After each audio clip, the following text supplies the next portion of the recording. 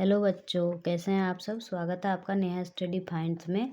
आज हम class 10th और 12th के हिसाब के 1 नंबर के क्वेश्चनों के आंसर देखने वाले हैं। आपके 1 नंबर में कौन से क्वेश्चन आ सकते हैं, कौन से क्वेश्चन नहीं आते, ऑप्शन वाले। ठीक है, क्वेश्चन नंबर 1 देख लेते हैं। डीएनए की खोज किसने की थी? आपको पता होगा, वाटसन और ग्रिक ने। वाटसन और ग्रिक ने सन 1953 में डीएनए के डबल हेलिक्स मॉडल की। डीएनए का कौन सा मॉडल? डबल हेलिक्स मॉडल की खोज की थी। किसने की थी? वाटसन और ग्रिग ने।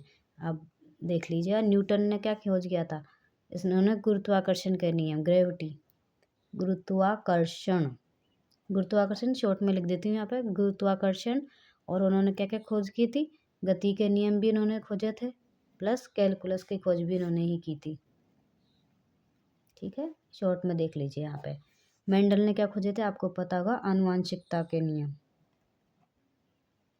ये आपको 12th में अच्छे से पढ़ने को मिलते हैं। आनुवांशिकता के बेसिक सिद्धांत इन्होंने डिटेल में स्टडी की थी इस पर। जेम्स जूल ने क्या किया था? ऊष्मा के यांत्रिक सिद्धांत,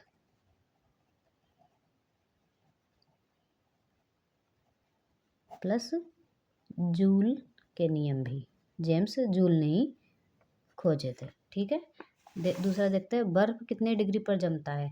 तो बर्फ हमारे यहाँ पे 0 डिग्री सेंटीग्रेड पे भी जम जाता है और 273 केल्विन पे भी जम जाता है। ये अलग अलग इकाई में दिया हुआ है, लेकिन सेम टेम्परेचर है, 0 डिग्री सेल्सियस और 273 केल्विन। ठीक है, नेक्स्ट क्वेश्चन देख लेते हैं। लाइट ईयर किसका मापक है? लाइट ईयर किसका मापक है?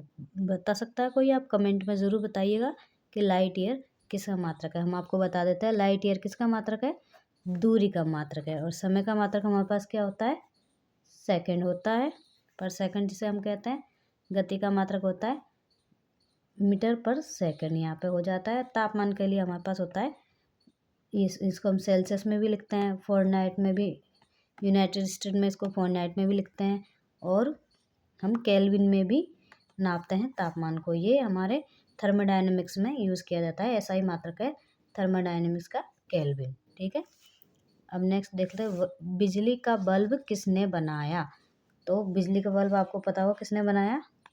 एडिसन ने बनाया था। ठीक है, ऑप्शन देखते हैं और क्या है।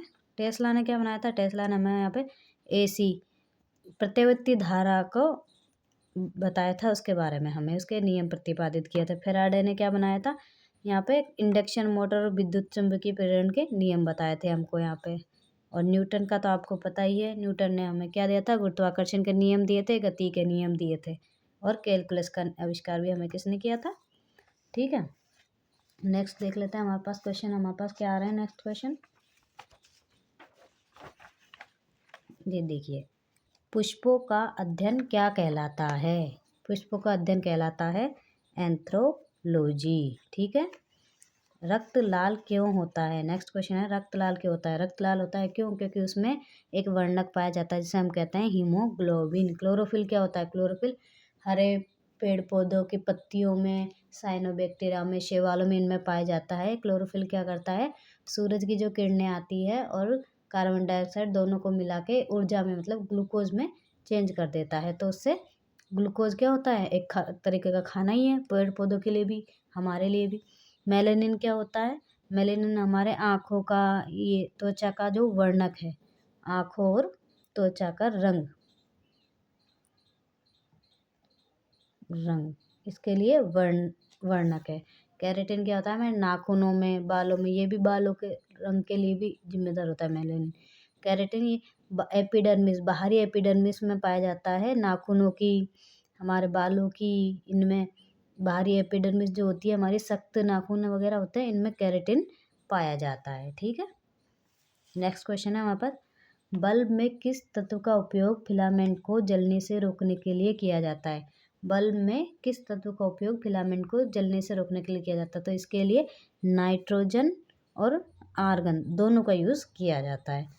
नेक्स्ट देख लेते हैं, हाइड्रोजन का परमाणु क्रमांक क्या है? ये तो आपको पता ही होगा सबको।